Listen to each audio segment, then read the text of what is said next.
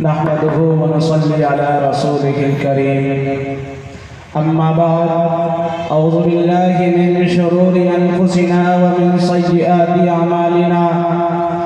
मन यहदिहिल्लाहु फला मुज़िल्ल लहु व मन युज़लिल्हु फला हादिय लहु।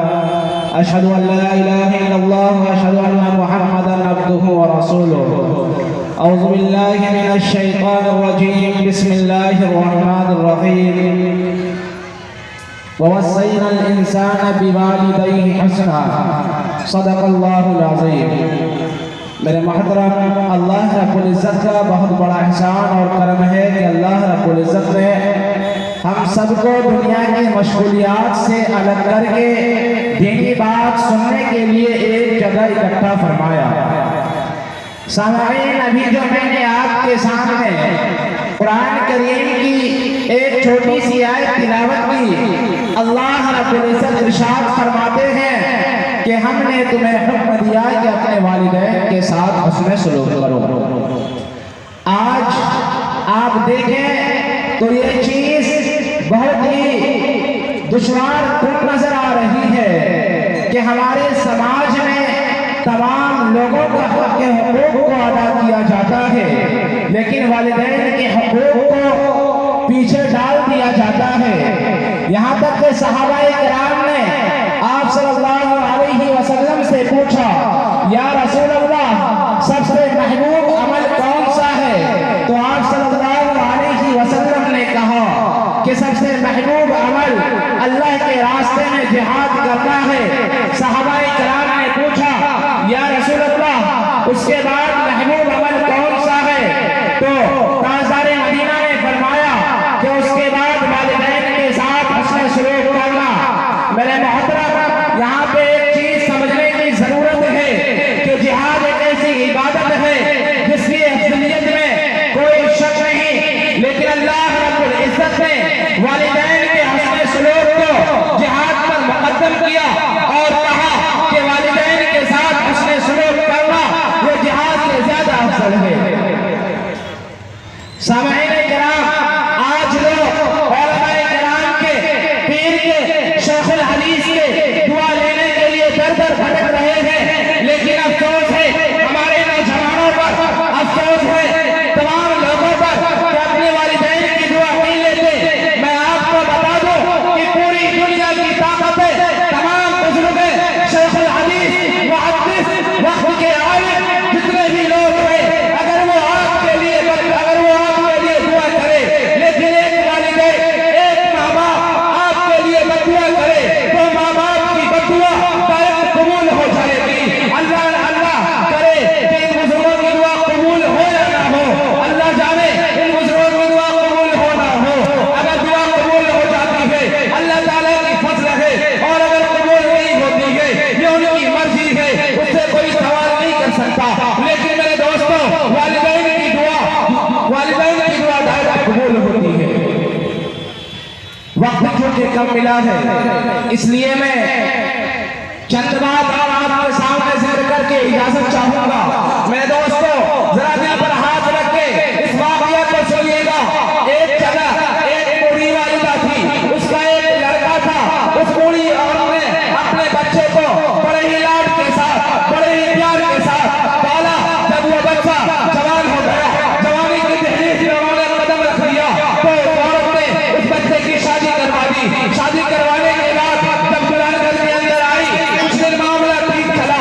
उसके बाद वो नौजवान अपनी नौकरी के सिलसिले से गैर मुल्क चला गया, और जब वो चंद साल के बाद वापस आता है तो बीवी कहती है, जब तक तुम चले गए थे तुम्हारी माँ ने मुझे सुकून से नहीं रहने दिया, जब तुम यहाँ से चले गए तुम्हारी माँ ने मुझे खाने के लिए तोहफा, तुम्हारी माँ ने मुझे चैन करीब लेने नहीं दिया।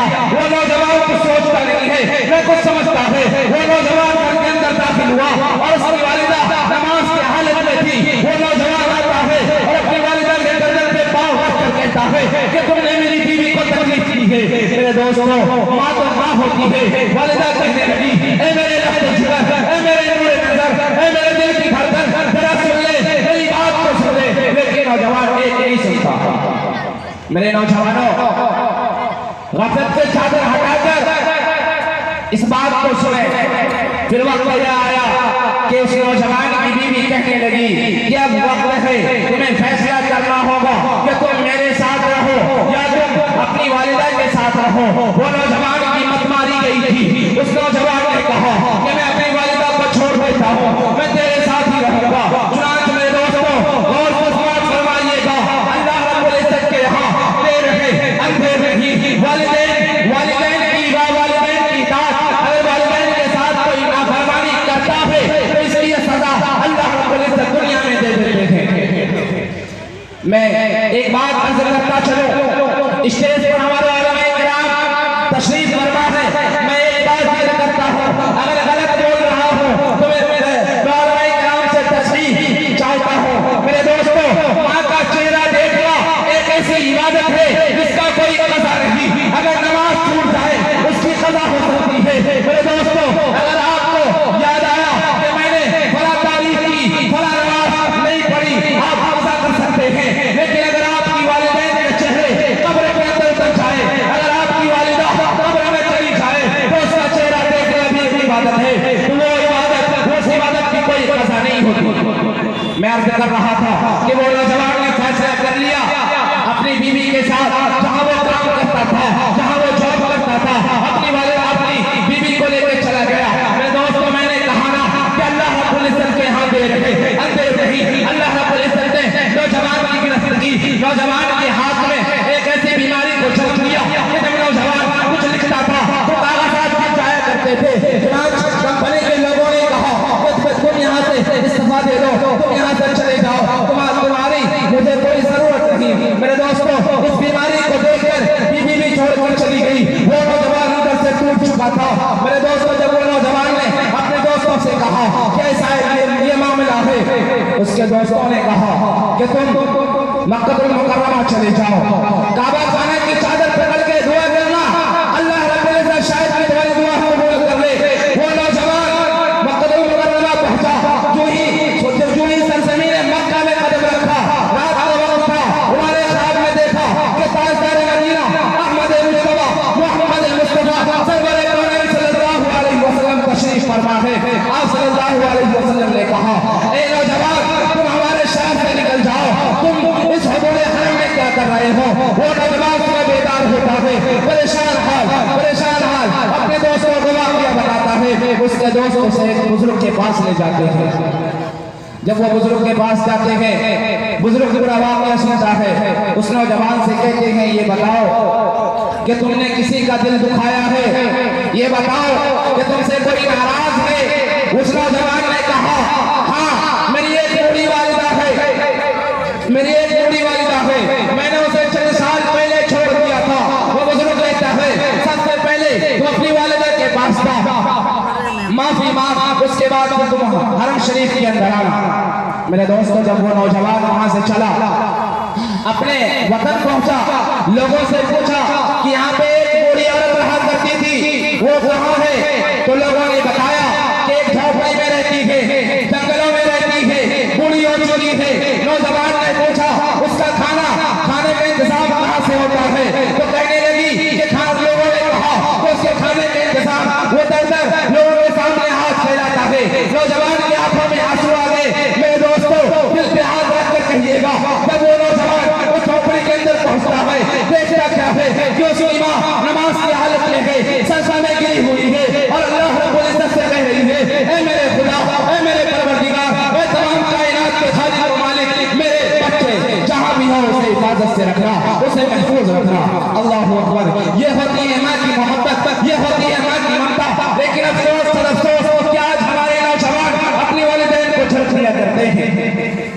मेरे नौजवानों, ये वालिदैन दोबारा नहीं मिलेंगे। दुनिया में आपको वालिदैन के अलावा तमाम चीजें मिल जाएंगे, लेकिन वालिदैन अगर आपको छोड़कर चले गए तो ये वालिदैन दोबारा नहीं मिलेंगे। मेरे दोस्तों, वालिदैन की इताअत फर्ज है, वालिदैन की इताअत फर्ज है। मेरे दोस्तों, वालिदैन की इताअत फर्ज है। मैं नौजवान से कहना चाहता हूँ, आज हमारा हाल ये है कि हमारे वालिद या हमारी अम्मी अगर कुछ कहता है तो उसे झुलक देते हैं। हम ये नहीं सोचते कि वो माँ जिन्होंने ना माँ हमें पेट में रखा, हम यही सोचते कि वो माँ जब हम पेट के अंदर थे वो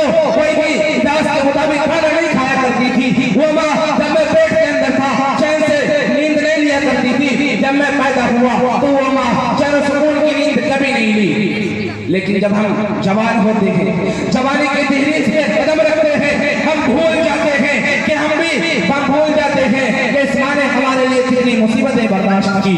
हम भूल जाते हैं कि इस वालिदैन ने हमें आगे बढ़ाने के लिए, हमें ऊंचा करने के लिए खुद को नीचे हो गए। हम ये भूल जाते हैं कि वालिदैन ने हमें अपने खून और जिगर से सींचा है।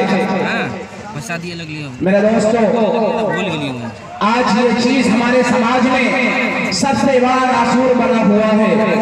आज हम वालिदैन को इस तरह झड़कते हैं जैसा कि कोई गैर हो।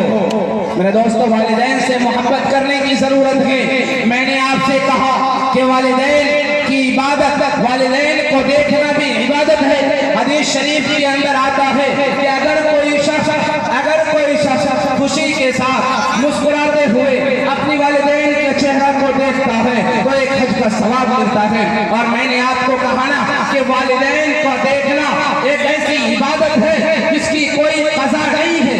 अगर आपके वालिदैन कब्र में चले जाएंगे, आप उसे दोबारा नहीं देख सकते। इसलिए मेरे मोहतरम, आज आप यहाँ से वादा करके उठे कि जिनकी वालिदा जिंदा है, जिनके वालिदैन जिंदा है, हम उनकी इताअत करेंगे इंशाअल्लाह।